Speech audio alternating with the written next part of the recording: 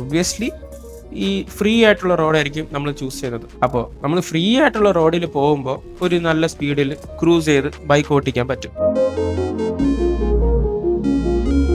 പക്ഷെ നമ്മൾ ബ്ലോക്കുള്ള റോഡിൽ പോകുമ്പോൾ നമ്മൾ ഈ ക്ലച്ച് പിടിച്ച് അതും എഫക്റ്റാണ് വണ്ടിക്ക്.